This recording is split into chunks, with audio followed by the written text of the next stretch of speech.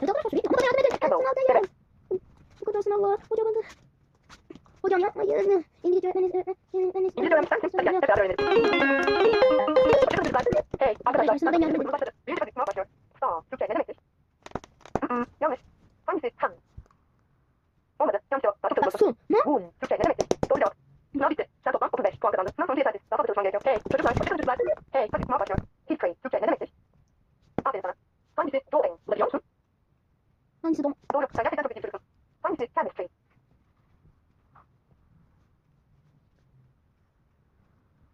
Yanlış cevap. Bul bakalım. Biyoloji nerede? Tamam buldun işte. Sen ne kadar akıllısın? Music. Türkçe ne demektir?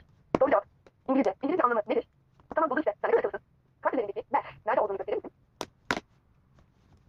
Bunlar kızma. Olmadı. Yanlış cevap. Daha çok çalışmalısın. Physics. Türkçe ne demektir? Olmadı. Yanlış cevap. Daha çok çalışmalısın. Sınav bitti. Sen toplam 65 puan kazandın. Şimdi sınavdan geçtin. Biraz daha çalışan iyi olur. Hey çocuklar. Ben arkadaşımı sayacağım. Birinci sınıfta olmak istersin. O zaman benim İngilizce öğren. Hoşçakalın çocuklar. Hey arkadaş sınav başlıyor. Hangisi black? Biliyor musun? Black. Black. Doğru cevap. Red. Türkçe ne demektir? Red. Aferin sana. Blue. Türkçe ne demektir? Blue.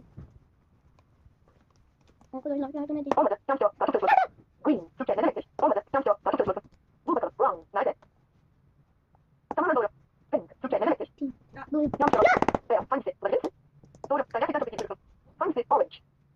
Doğru cevap. Mor. İngilizce anlamı nedir? Doğru cevap. Kart üzerindeki sarı nerede olduğunu gösterir misin? Aferin sana. Sınav bitti. Sen toplam 70 puan kazandın. Bravo. Sınav sonucu iyi. Çalışmaya devam et. Hey küçük dostlar. Ben öğretmeniniz sayacağım. Şimdi sizin resimlerini kalemle dokun. White. Beyaz. Nerede? Arkadaşlar. Hoşçakalın çocuklar. Hey hadi sınav başlıyor. Resim bakarak söyle bana. Speak please. Dediği zaman sen nasıl cevap vereceksin? Yanlış cevap. Resimde gördüğün gibi. Sana resim dediği zaman sen ona comic please diye cevap vereceksin. Yanlış cevap. Sınav bitti. Sen toplam 0 puan kazandın. Sınav sonucu yetersiz. Daha fazla çalışman gerekiyor. Hey çocuklar. Sen İngilizce kursumuz başladı. Hadi hoşçakalın çocuklar.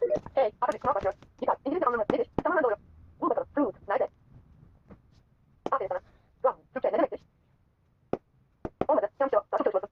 Hangisi keman? Biliyor musun? Doğru cevap. Hangisi piano? Doğru cevap.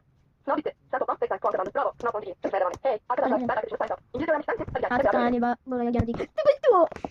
Hoşçakalın çocuklar. Hey çocuklar. Hadi sınav başlıyor. Amerika. İngilizce anlamı nedir? Doğru cevap. İtalya. İngilizce anlamı nedir? İtalyan ben.